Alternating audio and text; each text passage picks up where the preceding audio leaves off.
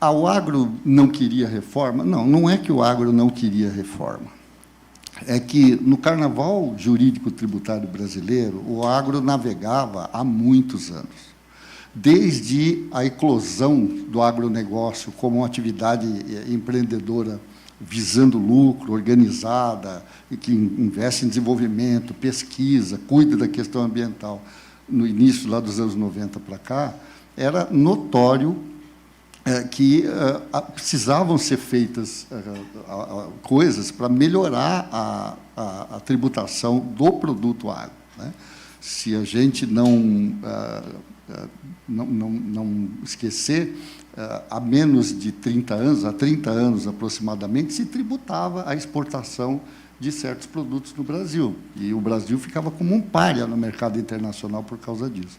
Essas conquistas vieram se consolidando e o agro começou a lidar com uma realidade complexa de tributação, mas tinha já, vamos dizer assim, customizado, né? Tinha precificado isso. Então, produtos que compõem a cesta básica tinham reduções de base de cálculo, situações de diferimento, havia algumas isenções, crédito presumido.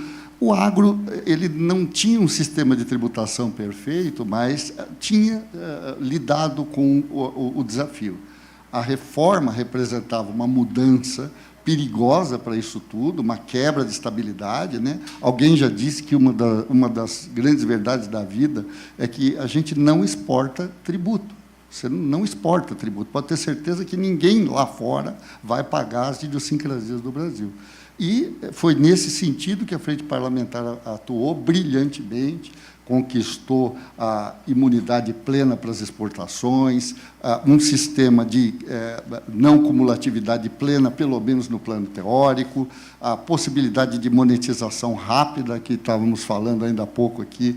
O professor Calcini é meio cético quanto a isso, eu acompanho ele, a alíquota zero para a cesta básica, redução de 60% para produtos destinados à alimentação humana e produtos e insumos agropecuários. Quer dizer, são conquistas sensacionais, mas o agro, como outras áreas, não vai escapar de algumas situações que vão trazer uma nova complexidade.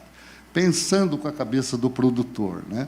Você tem o produtor que até 3.600, até o faturamento de 3.600.000 reais, não vai precisar aderir, e quem comprar desse produtor vai fazer jus a um crédito presumido. De quando? Não sabemos. Nós não sabemos a alíquota. O produtor que faturar um pouco mais de 3.600 vai ter que entrar no sistema. Hoje, ele tem um contador que atende a família, ele faz a contabilidade fiscal de todo mundo, entrega as declarações, abre e fecha a empresa e até dá alguns pareceres jurídicos, se bobear.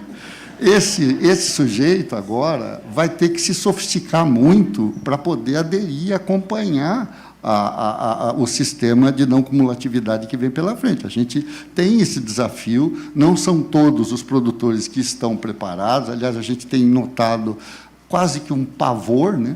Eu estava elogiando a cartilha que a CNA soltou, que ela tornou bem palatável, pelo menos as grandes figuras, para quem quiser estudar, mas estão todos angustiados com relação a esse tema, muita incerteza da alíquota, estamos fazendo um bingo aqui, gente achando que 28 já foi vendido porque é o que vai vigorar, gente achando que dá 36, eu não vou citar nomes para não comprometer ninguém, e quem está lá na fábrica de linguiça vendo como faz a linguiça, que é esse homem aqui, ó, esse aqui, ele está vendo a dificuldade que está sendo criar uma alíquota que seja praticável sem quebrar o país, né?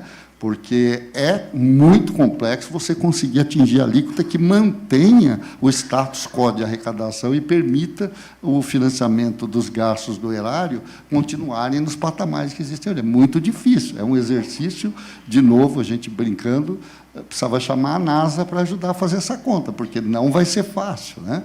Ainda mais se você ignorar as peculiaridades de um setor como o agro, né? A pessoa física, hoje, ela não sabe o que é PIS, COFINS, ela sabe o que é ICMS, mas ela sabe o que é ICMS, na maior parte das vezes, porque tem que ter a inscrição estadual para emitir nota. É isso que ela sabe de ICMS. A partir de agora não vai ser mais assim. Ontem, na mesa participamos de um debate informal entre nós, ali na mesa, num jantar, e estávamos falando de que a pessoa física não espera que ela vai ter que pagar IBS e CBS, e se ela praticar arrendamento rural, ela vai ter que pagar. Então, é uma nova realidade. Essa fala minha introdutória, não quero esgotar o tema, mas os anseios do setor estão muito ligados, do produtor particularmente, a essa incerteza.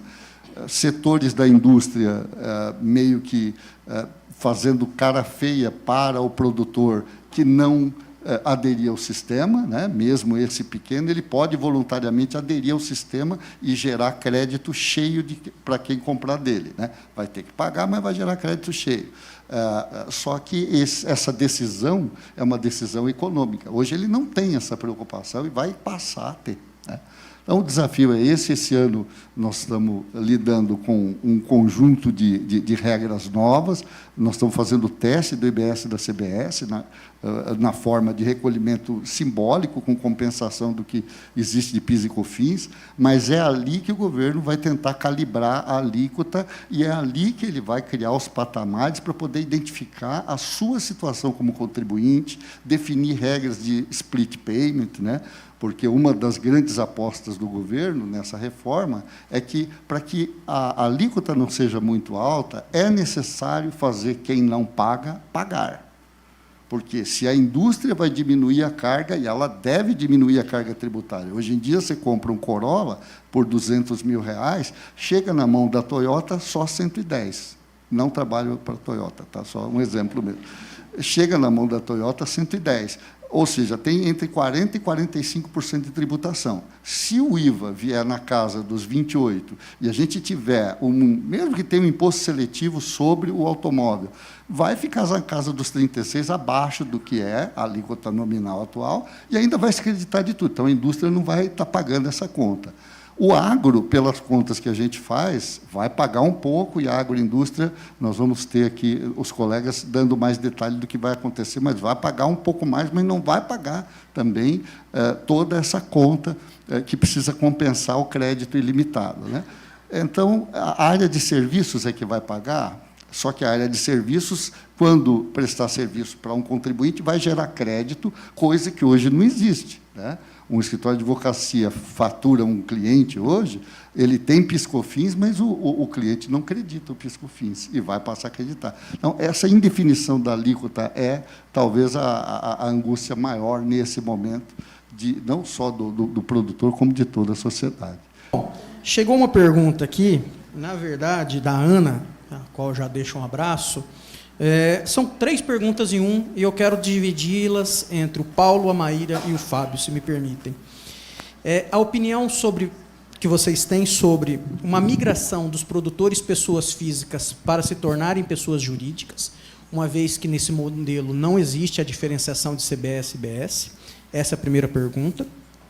A necessidade dos adquirentes, a gente estava conversando um pouquinho antes, de, entre aspas, obrigar o produtor rural a se tornar contribuinte desse CBS e IBS, como vocês veem isso. E, em terceiro, como que vocês veem a tributação do arrendamento, que hoje é incidente o imposto de renda pessoa física da atividade rural, tal como um aluguel, e, no futuro, tende a ter tributação de IBS e CBS. Ou seja, 3 perguntas. Se vocês puderem discorrer um pouquinho. Vamos começar aqui pelo Paulo e a gente segue, por favor. Tá bom. Vou falar rapidamente. A gente estava até fazendo uma resenha sobre isso, né? Quer dizer, nós temos percebido uma pejotização que já acontece com um viés de planejamento patrimonial e sucessório, feita às pressas, sem calcular os impactos, e que muitas vezes acaba tendo que ser revertida. O sujeito põe uma fazenda de 60 milhões dentro de uma empresa e aporta o capital pelo valor de custo, que é 500 mil reais, porque recebeu do bisavô, né? E o município chega, depois que passou da junta comercial, ele vai para o cartório de imóveis, e o cartório de imóveis diz, me dá a guia do ITBI, ou a guia negativa de ITBI. E aí o contribuinte percebe que ele precisa ir na prefeitura para conversar com a prefeitura. O advogado falou para ele que não incide o ITBI na contribuição ao capital de pessoa jurídica. Está no Código Tributário, está na Constituição. Então, o advogado disse isso para ele, mas chegou na hora da prática, como foi dito ainda há pouco aqui, não funcionou, né? E aí ele se vê com um problemão, porque ele não sabe se vai ou volta, não é um ato retificável, do meu ponto de vista, porque é um ato jurídico perfeito, a pessoa é plenamente capaz, ela não pode alegar, ela não errou, ela pôs dentro da empresa, surge esse debate, né? Eu citei isso como exemplo por causa dessa confusão que é muito comum no agronegócio, né? O agronegócio no Brasil, ele é tocado, se você pegar por número de produtores, não vou dar uma aqui de estatístico, mas eu posso dizer que a esmagadora maioria é exercida pela pessoa física, 98%.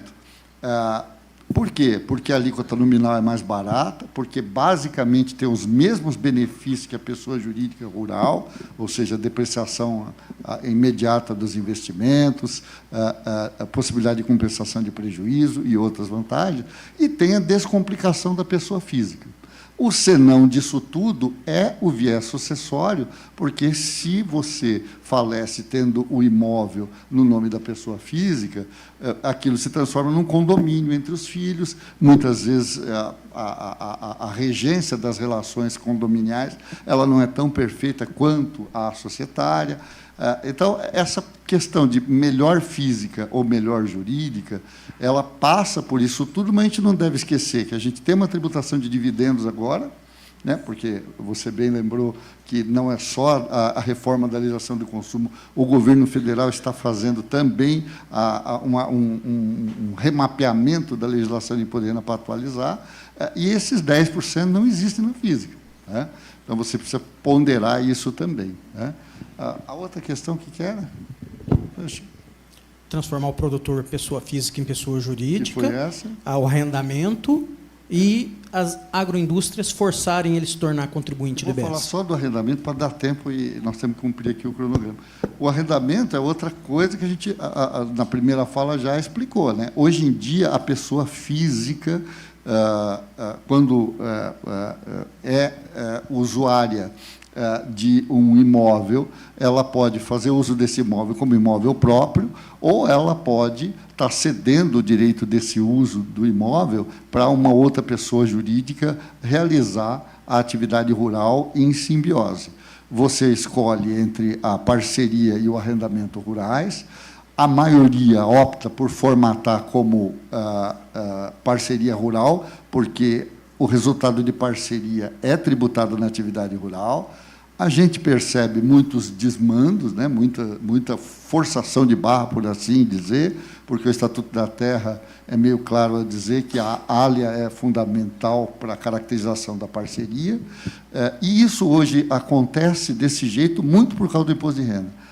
Agora, a gente acha que vai piorar um pouco, porque o castigo vai ser maior se for arrendamento, porque o arrendamento vai ter o IBS-CBS.